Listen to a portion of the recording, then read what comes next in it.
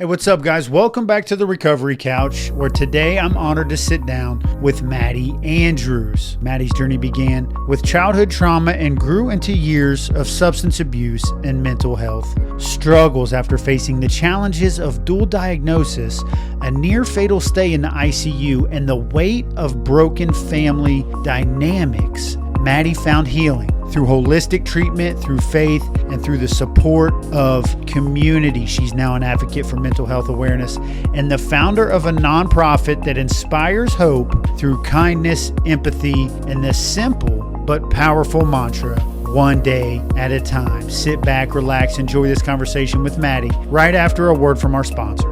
This episode of the Recovery Couch is brought to you by Greg Swartz at Remax Victory and Affiliates. Whether you're buying or selling your home, Greg brings heart, hustle, and honesty to every deal. Call Greg at 937-477-8975 today.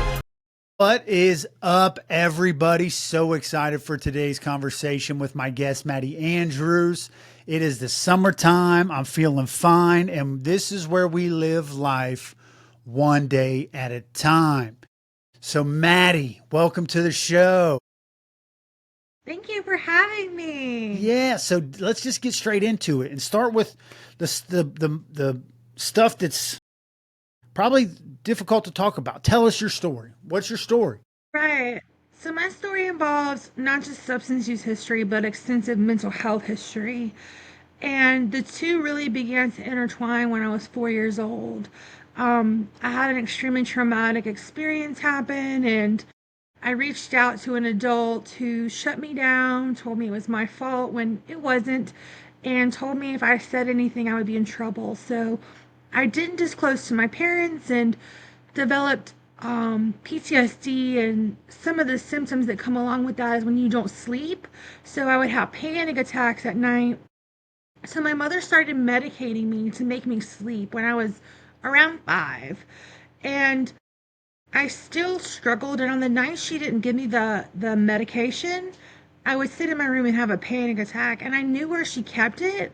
So at that early age, I started taking it by the handful because, my parents were amazing, right? Like, I don't want to discount that, but especially my mom, was a big believer that pills are the answer to life, and she really instilled that in me. Eventually my father caught me when I had the pill bottle in my hand and told me that was wrong.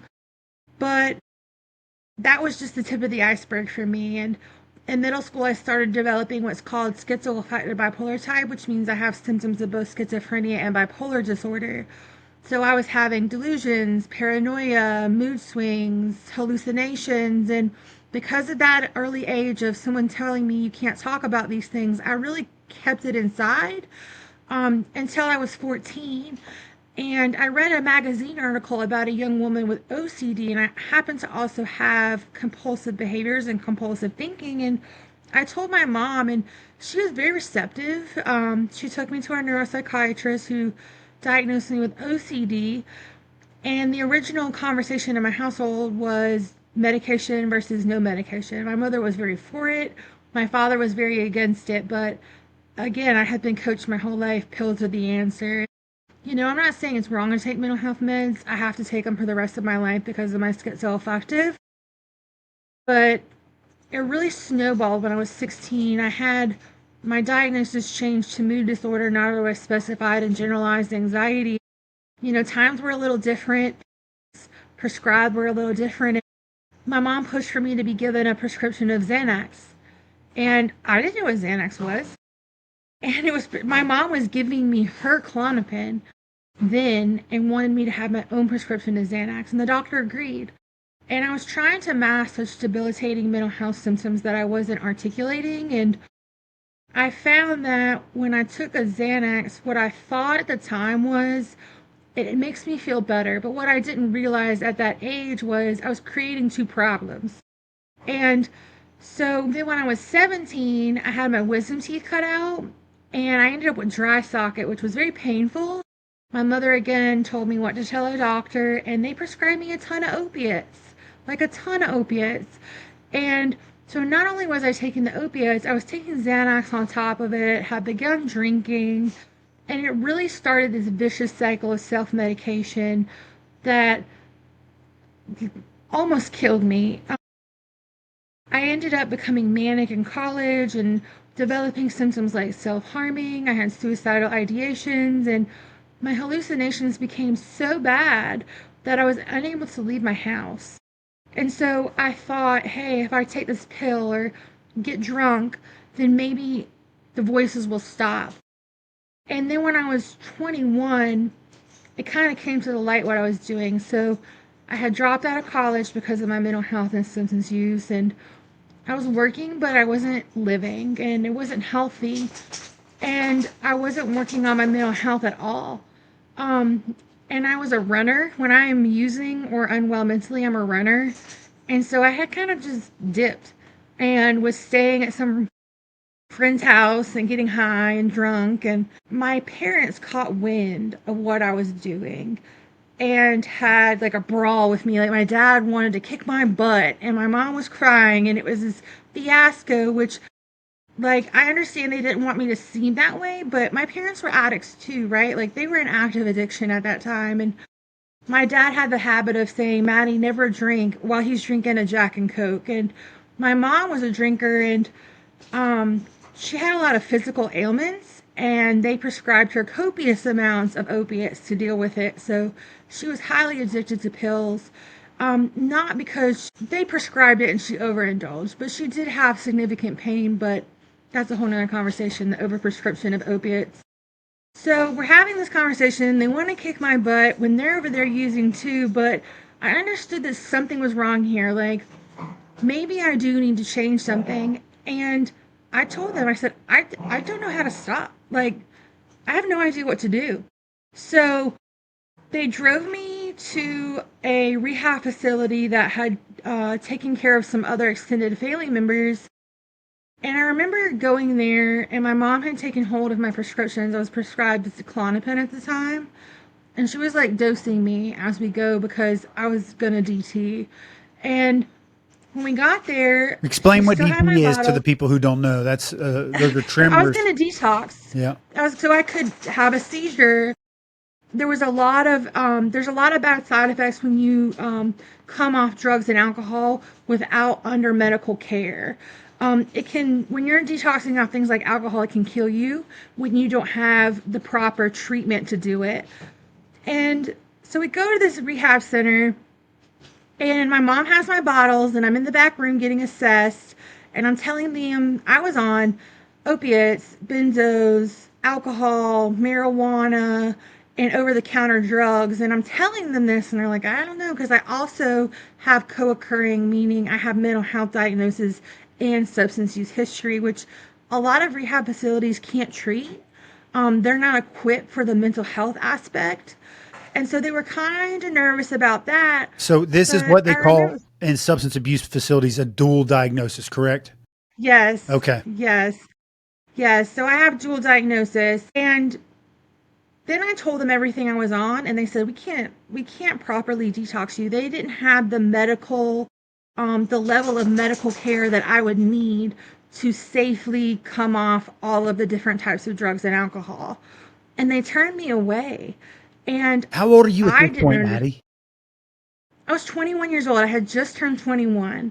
So I they gave my mom a list of like other treatment facilities in the state and in surrounding areas. And I went home, and my mom was still, giving me my prescription little bits at a time to keep me alive. And And when you say alive, I you mean woke up at, so you don't have seizures or life right, threatening withdrawal.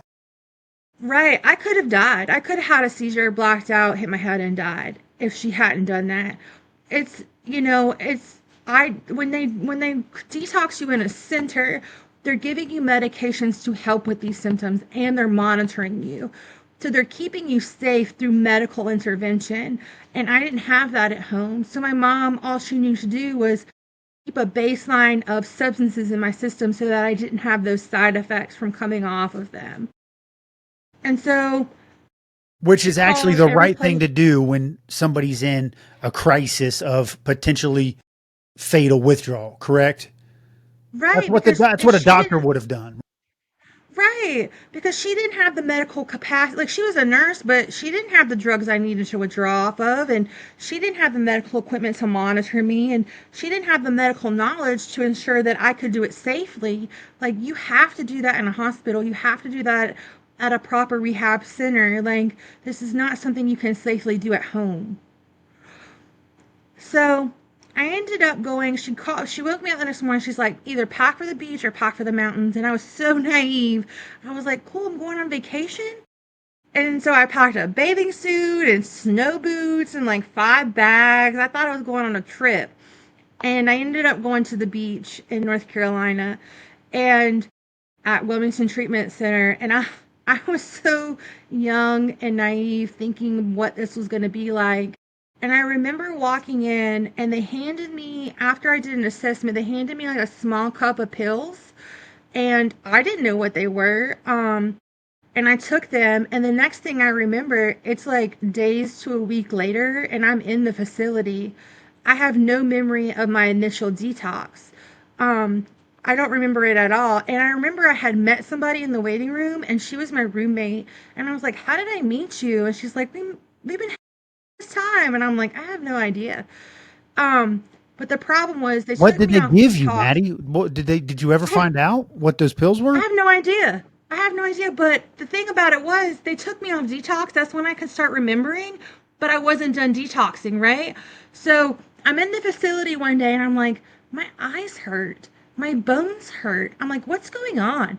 And this girl looked at me. She goes, your pupils are your whole eyeball. I was like, what? I was like, it really hurts. My eyes really hurt. I was like, my whole body hurts. They were like, you need to go see the nurse. So they took me out of detox into regular treatment, but I wasn't done detoxing. And I do know for the pain at that time, they gave me fentanyl patches. That was my first exposure to fentanyl. Um, and I do 21 know years at that old. time, 21 years old, they gave me fentanyl patches because I was in such pain. I don't know what else they gave me, but I ended up getting off, and the conversation around my care was, do we use mat treatment or does she just get completely clean? Like, not to say mat treatment isn't clean at all. Mat treatment is great. But I'm saying, like, did they want to use that on me? And For the I said listeners, no. the MAT treatment is medical assisted treatment, right? So where they introduce Right. maybe like a synthetic opioid to get you off of narcotic opioid, things of that nature, correct? Right. So, common thing you might hear when it comes to mat treatment is methadone, Suboxone, things like that. Those are medications used in medical assisted treatment. And they save a lot of lives. You know, they prevent a lot of relapses, they prevent a lot of overdoses. It's very beneficial for a lot of people. But I didn't want that. So, the initial time in rehab was hard.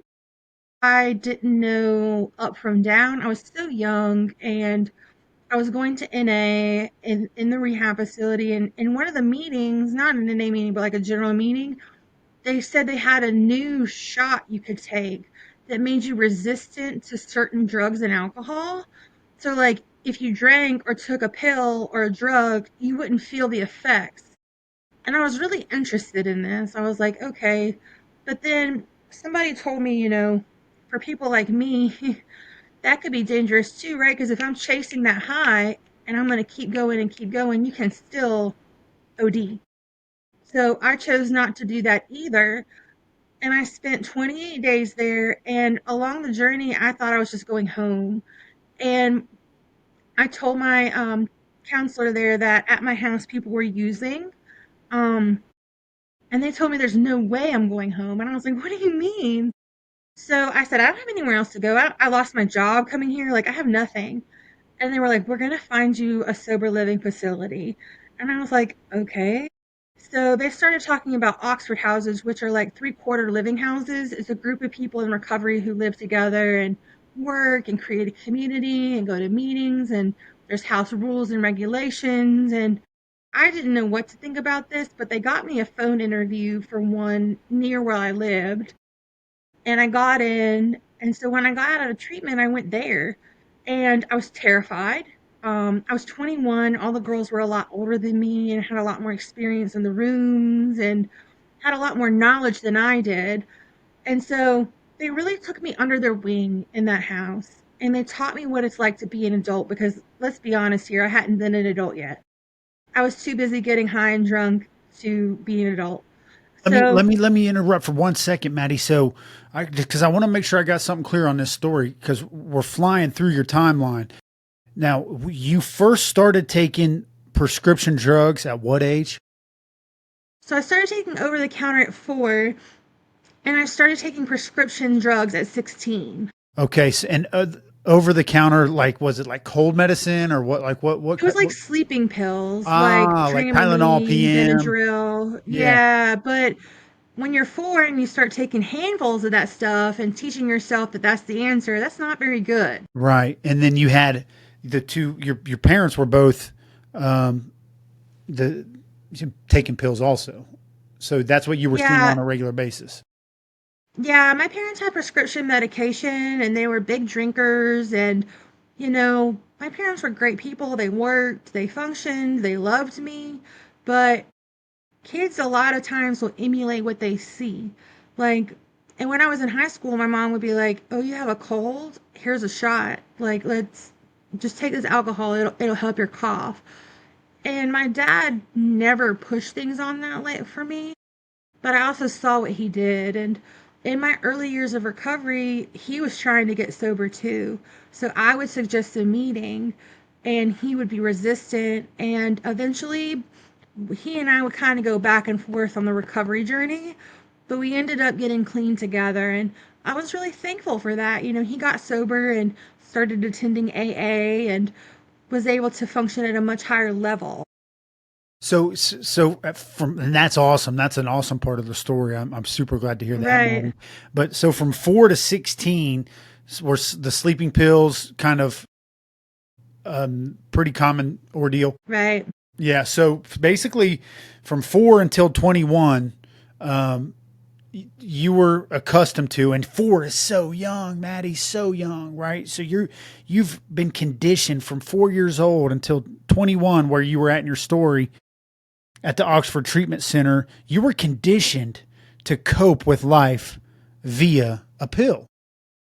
Yes, I mean, even if I like fell and scraped my knee or told my mom I had a headache, she's like, "Go take 5 ibuprofen." What? Who? Nobody needs to take 5 ibuprofen, much less an 8-year-old. Like, her mentality very much was that pills are the answer to a lot in life. Copy. And then so here you are at 21 at this Oxford Treatment Center, and that's all you've ever known. And that's not really your fault, honestly. 4 is way too young to be introduced to something like that. And then you have these women in recovery who are taking you under their wing. What does that look like? What do you start learning from these women, and where does kind of your life start to go from there? Right. So I was learning to change people's and places and things. I was learning to not be afraid, but I think the biggest hurdle for me was I was learning to be sober, but I was not yet close at all to learning to find mental health recovery. So while I was reintegrating into the world with new people, places, and things, I was still dealing with really severe symptoms. So let me ask And this, Maddie. So you're being treated at this point for a single diagnosis while you already know you have a dual diagnosis. You're being treated for substance abuse while you know that you have substance abuse and mental health that you need to be treated for. it was like two worlds for me. So I had the world where they were diagnosing me with mental health, and then I had the world where they were diagnosing me with substance use, but they weren't coming together. Like I wasn't lying with my doctors. They knew I went to rehab. They knew I had a drug problem. They knew I liked to drink, and they knew I was an addict. But they weren't melding the two together enough. And they never shied away from being willing to prescribe me medications. And, it took me a long time to be able to say, I am an addict. And even with my mom. So I went to Oxford House, I got clean, I turned my life around. And I was sober for a few years. And then my mom got in my ear and she's like, "You're not an addict. You're just mentally unwell. That's two different things. You can drink, Maddie." And I was like, well, if my mom is saying this must be true. Like maybe I am just mentally ill. And I'm not an addict, and I picked up drinking here and there, but pretty quickly I realized I do not have the ability to have a glass of wine. I'm going to drink until I black out. And I recognized this and I stopped and I got sober again. Um, I think when you have dual diagnosis, it can be hard that there's two things that you have to accept and that they can interplay. Mental health and substance use so often go hand in hand, whether it be something serious like mine or anxiety and depression. When we feel these symptoms, a lot of the times before we learn to get into the rooms and learn about recovery, we're going to cope with these things because we think in the moment they're making us feel better. This episode of The Recovery Couch is brought to you by J.B. Davis at Performance Chrysler Jeep Dodge Ram. For integrity, service, and unbeatable deals, ask for J.B. in Centerville and tell them The Recovery Couch sent you. Absolutely. There are coping mechanisms for, as opposed to dealing with whatever, life is, curveballs life's thrown us, the challenges of having a mental health condition, and sometimes even anxiety and depression are serious mental health conditions, but they can get as severe as, schizophrenia, bipolar. There's a myriad of mental health disorders that do go hand in hand with substance abuse disorder. So how do you begin navigating your mental health disorders? You've been to the treatment centers, the Oxford House, and the doctors and you all agree there's substance abuse disorder. But when do you start dealing with the mental health stuff? Right, so by the time I was 23, I had been hospitalized for my mental health 4 times. You said four times? Lady, 4 times. I had been hospitalized 4 times at 23. I was self-harming. I was feeling suicidal. I was manic, which means I'm super impulsive, super hyper, and your inhibitions pretty much go out the window when you have mania. And then there was the flip side where I would become chronically depressed. And then I had the psychosis along with that. So I had delusions, paranoia, hallucinations, and I was going to therapy. And the doctor I saw for 15, 20 years, her biggest thing to me was pills are the answer. I'm going to pump you full of so many medications. I'm going to max them out. And you have to remember, I had that mentality from a young age. Pills are the way to fix things.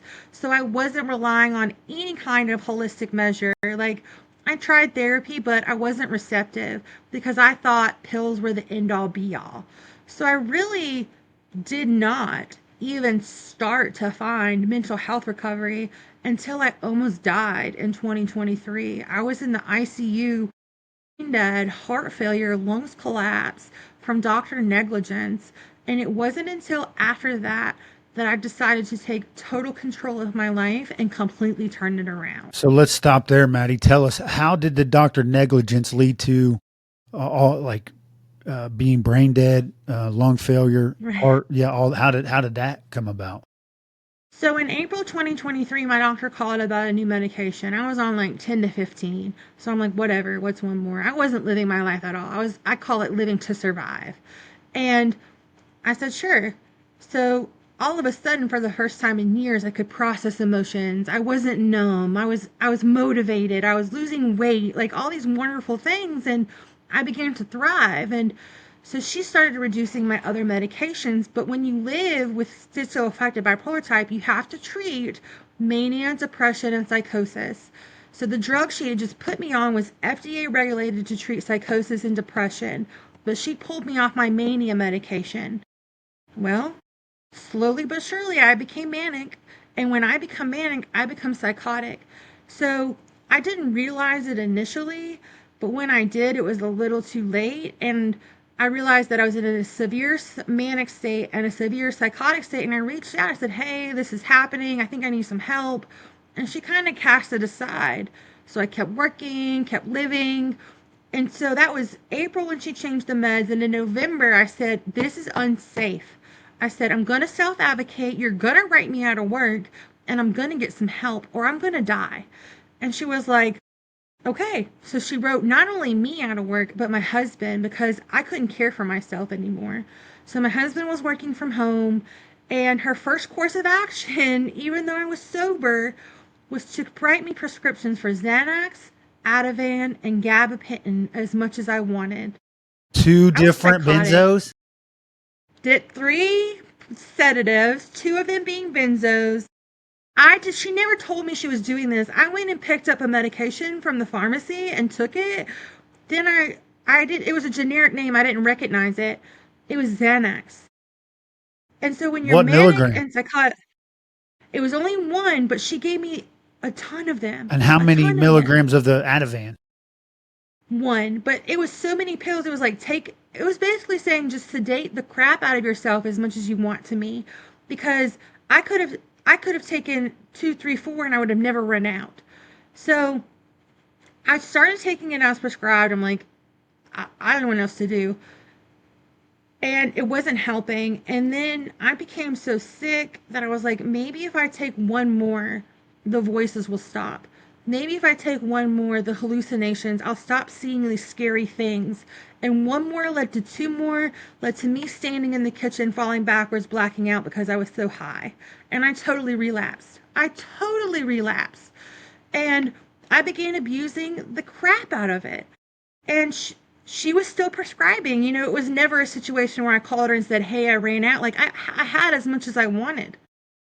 So that didn't work, obviously. Now, and you, Maddie, And had so, admitted that you have had issues with possibly going into DTs or seizures. Like at that point of benzo withdrawal earlier in your life, was that ever a fear at this point in time with this prescription? I was so sick that I was not cognitively aware enough to think about that. I was so psychotic. And along the way, I wasn't even able to do my own meds because I was so sick. My husband took control and started giving me the dosage that was on the bottle because he had to dole out all my meds because I was in such a psychotic state. That's why, and I mean, I couldn't be left alone. Like, I couldn't care for myself at all. When you say psychotic state, like you're talking about psychosis, or are you talking about sedated? I was in psychosis. I was seeing things that weren't there. I was hearing things that weren't there. I was feeling things that weren't there. I was having delusions. I was having paranoia. I was very sick. That's why I had to be written out of work. And Now, on top of the psychosis, I was manic.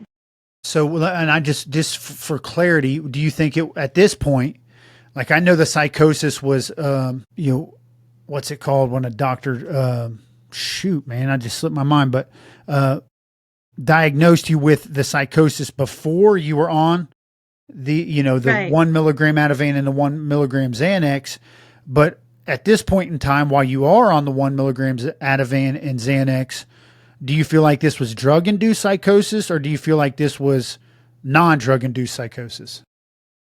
I think I was pretty psychotic when she put me on it, but I don't think they helped. Like, I can't say for certain, but it could have exacerbated because pretty quickly thereafter it snowballed so bad where I couldn't use a toilet. I couldn't talk. I couldn't swallow. Like all of my basic functions stopped happening. Is this the point where you call the doctor and say, "Hey, like there's some negligence going on. You need to figure It something gets out." worse. It gets worse. So she decided that the this wasn't working, the sedatives. Like she kept the sedatives, but then she upped a medication called lithium. And lithium is a heavy metal used to treat bipolar disorder. It's a very effective medication, but one of the parts of taking it is they have to get blood work periodically to check your levels, to check your kidneys, to check your liver. And she did not. And I became so sick that, like I said, I couldn't talk, swallow. I was in diapers. And my husband would place me on video call with her, and she would see me unable to talk and drooling, and she would say, okay, rest, see you in 2 weeks. Yeah. Dang. So one day my husband was going to take me to therapy, and he got me in his car, and my therapist called and said, you missed the appointment. And I couldn't see life with my eyes very well at this point. I only saw hallucinations. And I kind of saw my yard and I kind of saw my house, but it was different. And I was very, very, very afraid for the things I was seeing. It was very scary. And It was causing a lot of problems in my marriage. I started seeing these white specks of light around my eyes. My skin was crawling. I was vomiting. And when I missed therapy, I tried really hard and I got out the words, take me to the hospital. And my husband took me to a mental hospital. And when I came in, I was stumbling and they asked me to sign my name. I couldn't read or write. I was covered in vomit. And they were like, whoa, when they heard I was on lithium, they were like, this is way bigger than what I can do. And so they called an ambulance, but the ambulance never came. So my husband got me released to him and rushed me to the ER. And that's where I started fighting for my life. So that's where you were brain dead, lungs Right. collapsed. So they So gave me fluids. That's the first course of action with lithium toxicity. But when they give you so many fluids, it can enlarge your heart and create it. It started to fail. It was enlarged and failing. And when they continue fluids, when your heart's failing, it flushes into your lungs. So the bottom half of both my lungs collapsed. Then they called poison control back and they're like, try dialysis. So they gave me a round of dialysis, still there. So they gave me a second round of dialysis and they finally got the lithium out, but the problem was I wasn't responsive. I was like a vegetable. So they did an EEG on my brain, which showed very little brain activity. And when you have lithium toxicity, there's a disorder called silent syndrome that can come along with it, which for me looked like I was going to regress even more and be like a vegetative state for the rest of my life. And I stayed like that for about 10 days before I started to try to show signs of life.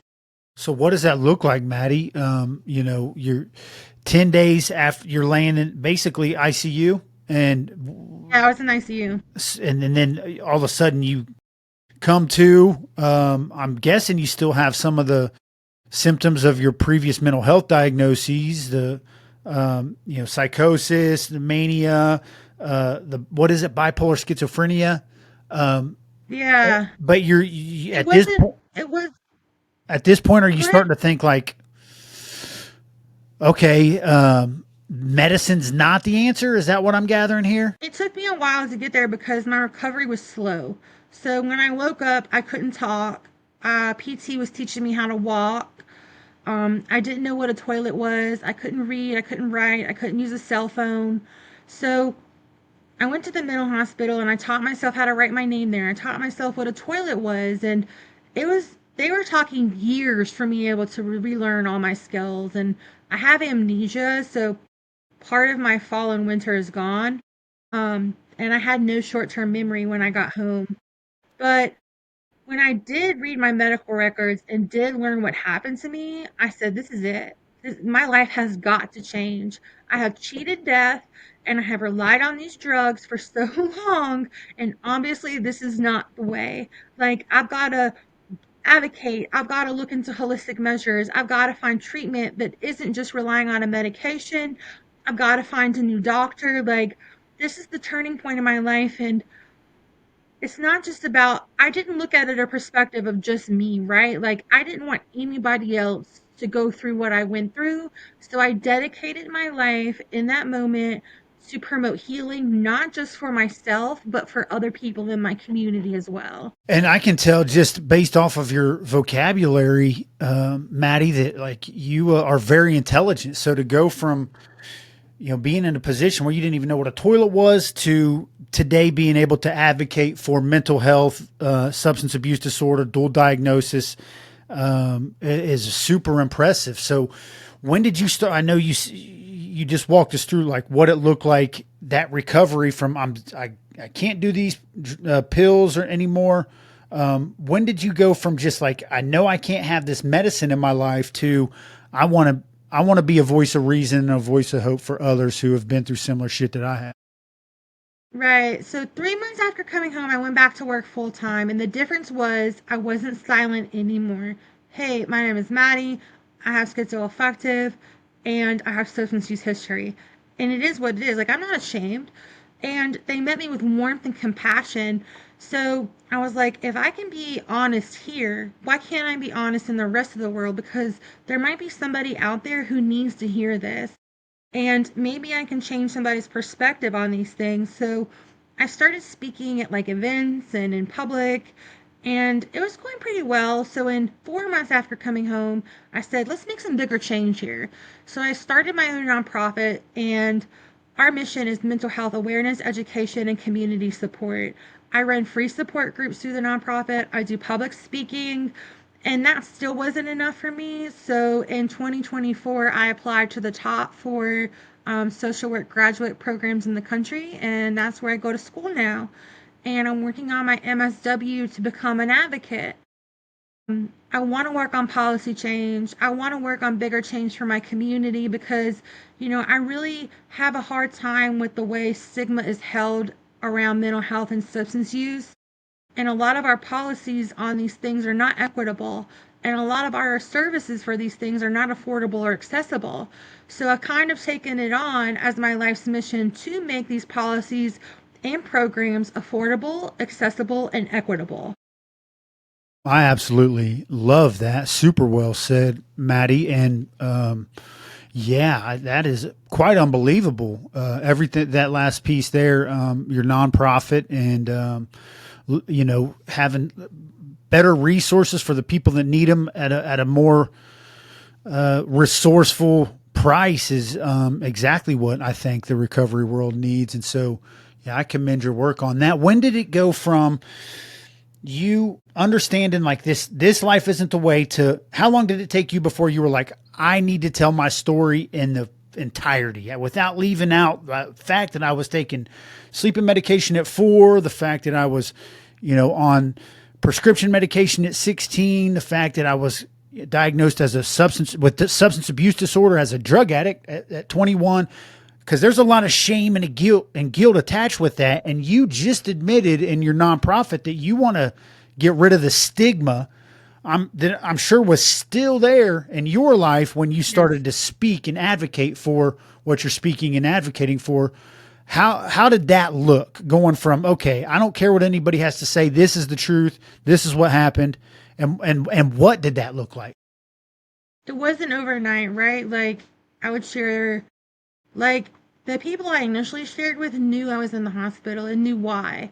So I felt okay saying, okay, I have bipolar disorder, which turned into, okay, I really have schizoaffective disorder, which means I have symptoms of both bipolar and schizophrenia, which turned into, hey, I also have substance use disorder, and that's okay.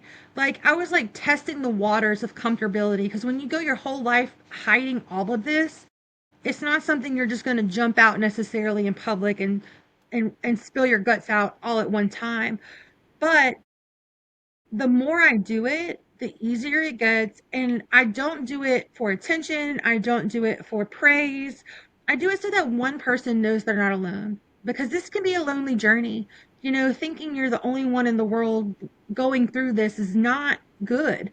I want someone to hear this and know recovery and hope are very real, and you can get there too. Amen, Maddie. Yeah, you're preaching right now, sister, and I love it. So, tell us a little bit more about this nonprofit and what you're aiming to do, aside from generating like more equitable resources. And where can the listeners find more about your nonprofit? Right. So the name of the nonprofit is J&E Support Group. Spell What we that out do for right them. now, J and sign E Support Group. So our website is www.jesupport.org, and we're on all social media. And we do right now is we do online advocacy. We're registered as an advocacy nonprofit, but we also offer free, 100% free support groups to our community. We started with an online group for anyone living with schizophrenia, bipolar disorder, or schizoaffective disorder. It is still operational on Thursday nights. And now we have 2 in-person general mental health umbrella groups.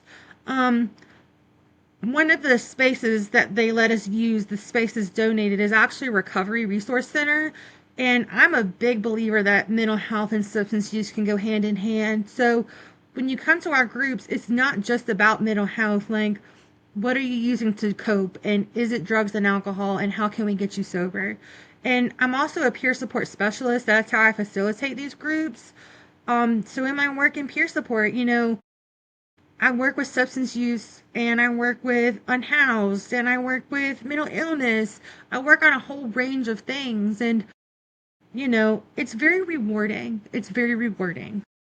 Well, Maddie, I can't really begin to praise you enough for not just going back and revisiting your journey through a lot of difficulty, and then coming out on the other side clean, but having the wherewithal to gain such an intelligent understanding of, like, what substance abuse and what mental health diagnosis and what dual diagnosis is doing, like within these communities, and how it affects not just the person in it, but the families, and how that there just has to be a heart for it, because these people Right. are typically most of the people I know that I've met through treatment and treatment centers and recovery centers and jail and prison are good people, with You a have lot to of be. pain and trauma, and not so great coping mechanisms. And that's, I Right. think, what I'm kind of gathering from your story too, and why you have a heart for trying to help those people. So, Maddie, thank you so much for coming on the show today. Is there anything else that you kind of want to include? I think what I like to just express is that kindness is free, right? Like when you hear stories like this, or when someone's vulnerable enough to express that they live with substance use or they live with mental illness, meet them with kindness, empathy, compassion, and grace. They're brave to talk about this, and we need to support them into finding recovery, not bring them down. Amen to that. Yeah. Celebrate the bravery, as opposed to sometimes when we hear some traumatic stuff, I think it touches a nerve in people, Maddie. Yes. It gets too close to their trauma, and then they don't know how to react, as opposed to, how we just are trying to encourage people right now how to react with, like, hey, celebrate that bravery of, like, thank you for being honest with me. I'm here for you. A I'm lot of with you. people I think a lot of people don't accept what hasn't necessarily touched them, and even if it has touched them, it might be something they're ready to admit yet. So it's easy for them to hold stereotypes and brush these things off and not see it as an important issue, but it is an important issue. Amen. Well, so one last question, Maddie, before we get off here. So let's say we're going to create this guy. His name's Joe. I've done this once before, and Joe is just coming straight out of recovery. He was in a treatment center for 28 days, and he has to rebuild his entire life. But he wants to do it, and he wants to do it without substances, right? But he's on probation. He don't have a license. He doesn't have a job. What kind of advice would you give to Joe? I think the first thing I would say is one day at a time, right? Because we can't come out and think everything's going to be fixed magically. Like we burned a lot of bridges here, and trust takes time. And then we're going to have to lean on our community and lean on our support networks and take it one idea at a time. What steps today can I take to get my license? And then where can I go to apply to a job the next day? If we rush these things and get impatient, it can impact our recovery. So we have to just take it one moment at a time. I think that's fantastic advice. That was my tagline coming in, that I just came up with today when I said it's summertime. I'm feeling fine, and we live one day at a time. I was walking home from lunch to do this interview, and that came to my mind. I'm like, I'm saying that, but you're right. One day at a time is a great way to live. I remember this song lyric that used to say, "We live for the moment." It makes sense, don't it? And it does. It makes sense. You got to be present, and it's not as easy as it sounds sometimes, but yeah, one day at a time. So, Maddie, I want to thank you so much for going on, or for coming on the show. Before we get off here, I do want to encourage everyone to go check out the Recovery Couch Inner Circle on Patreon. We have behind the scenes bonus content, live Q&As. You can find out a lot more about what we're doing here at the Recovery Couch, at the Recovery Couch Inner Circle on Patreon. Don't forget to check out everything you got going on. Maddie, tell them again where they can find you. www.jesupport.org, and thank you for listening. God bless you all, and we'll see you next time. You always have a seat right here on the Recovery Couch. True Story Media believes that your story matters. At True Story Media, we help you share your story through podcasting, consulting, coaching, and more. Whether you're building a brand, launching a podcast, or finding your voice, we'll guide you every step of the way.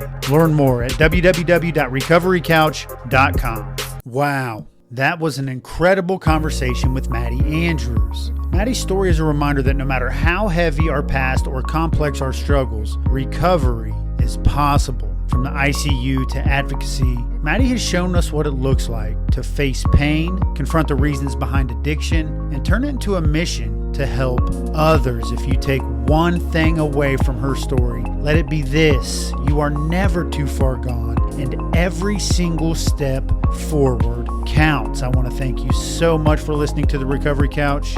Don't forget, go check out our Patreon page, The Recovery Couch Inner Circle, where we share behind-the-scenes bonus content, live Q&As, and much more. Also, go and buy my book, Step 4, A Journey Through Addiction, so you can have a better understanding of my story and why I have a heart to help others. Keep showing up. Keep leaning on community. Thank you for listening to The Recovery Couch. Until next time, remember, you always have a seat right here on The Recovery Couch.